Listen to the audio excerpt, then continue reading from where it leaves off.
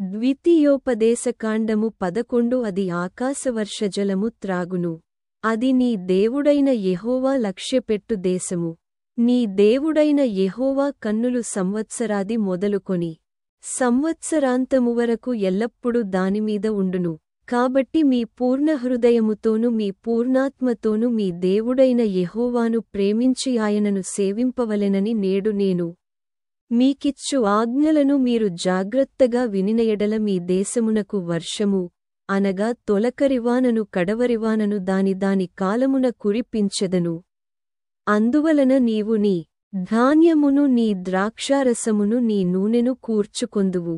మరియు నీవు తిని తృప్తి పొందునట్లు నీ పశువుల కొరకు నీ చేలయందు గడ్డి మొలిపించెదను.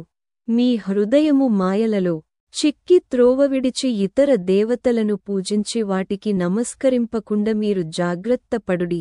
లేనియెడల యెహోవా మీమీద కోపపడి ఆకాశమును మూసివేయును. అప్పుడు వాన కురియదు, భూమి పండదు.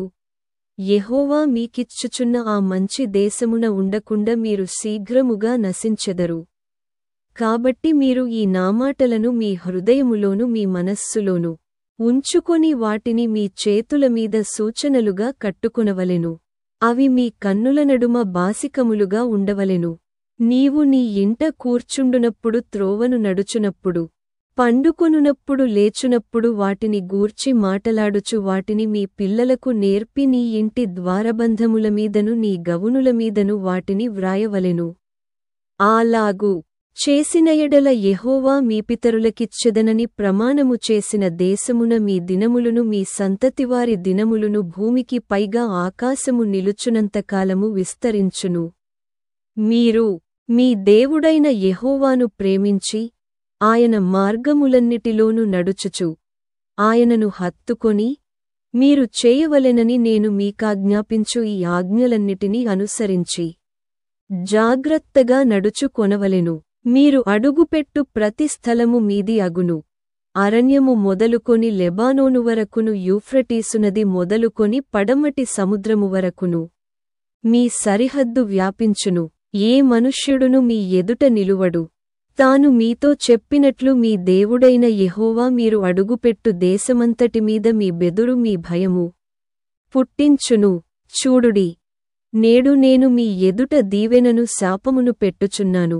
ద్వితీయోపదేశకాండము 11 కాబట్టి మీరు ఈ నామాటలను మీ హృదయములోను మీ మనస్సులోను ఉంచుకొని వాటిని మీ చేతులమీద సూచనలుగా కట్టుకొనవలెను. అవి మీ కన్నుల నడుమ బాసికములుగా ఉండవలెను. నీవు నీ ఇంట కూర్చుండునప్పుడు త్రోవను నడుచునప్పుడు పండుకొనునప్పుడు లేచునప్పుడు వాటిని గూర్చి మాటలాడుచు వాటిని మీ పిల్లలకు నేర్పి నీ ఇంటి ద్వారబంధములమీదను నీ గవునులమీదను వాటిని వ్రాయవలెను.